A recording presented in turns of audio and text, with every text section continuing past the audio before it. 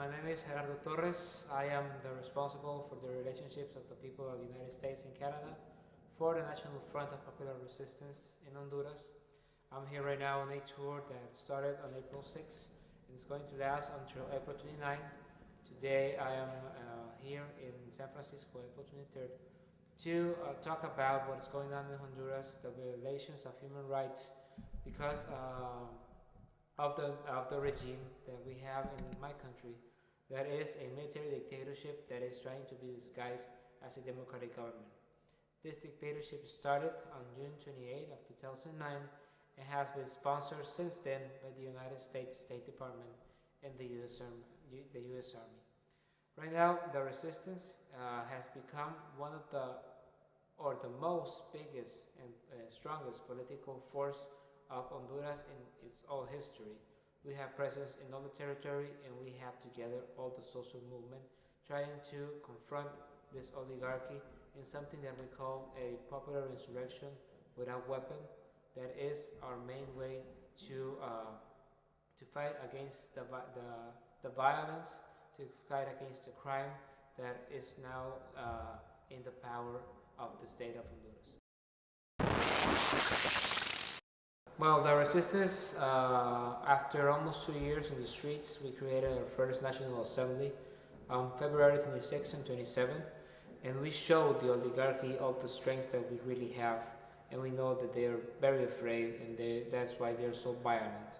What they did in March was that they attacked the two strongest movements of the resistance in the street struggle, that are the teachers movement and the student movement. They did it by privatizing the education and forcing the teachers and the students to go out in the streets to be attacked by the military and the police. In March, we had hundreds of people being beaten up, we had many people in jail, and we had many people being murdered just because they were protesting and defending our right for a public education. What the military and the police is trying to do is to break down these two structures that are very strong in Honduras and are the backbone of the resistance, to then continue their process to destroy every part of the resistance that is struggling against what they're trying to do, that is to put on sale the government and to try to create a military dictatorship to control the country for many years. The conflict in the One is the most historical conflict in the Honduran history. It has been happening for the last 60 years when campesinos are trying to defend the right to have land where to work, and the oligarchy is supporting these big landowners that are at the same time the richest man in Honduras, especially Miguel Facuse Barjum, who has been one of the biggest enemy of the people of Honduras in all our history. The campesinos in the One, a difference as other campesinos, support or were able to survive the 90s and the 2000s, where all the neoliberalism strategies destroyed the campesino movement of Honduras, but they managed to stay still.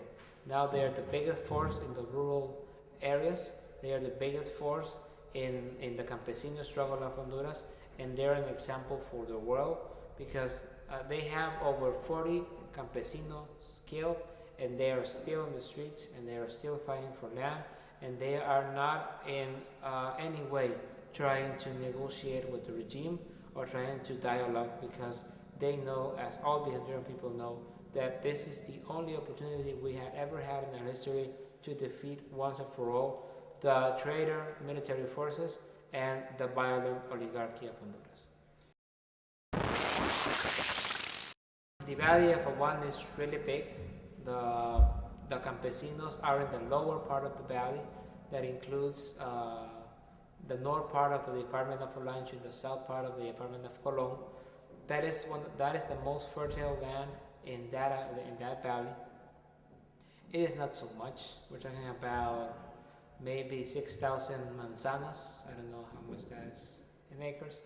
And we're talking about around 10,000 campesinos that are now living in camps because they were taken out from their lands, they were taken out from their houses, they were threatened by Miguel Facuse's workers, by the military, by the police, and by paramilitares from Colombia that had been hired by Miguel Facuse. So they are now living in refugee camps that they made it by their own, in which they have some kind of protection, and they're trying to articulate the struggle that we know is going to be a long-term one. We're here to say that your money is being used to sponsor assassins and criminals in Honduras. At the same time that the government of the United States says to the people of this country that there's no money for education or health, that money is being used to strengthen military forces to start again dictatorships in all Latin America. So the first thing we're here to ask is to pressure the government to stop the budget for these criminals and use their money for anything else. You have the decision to do that.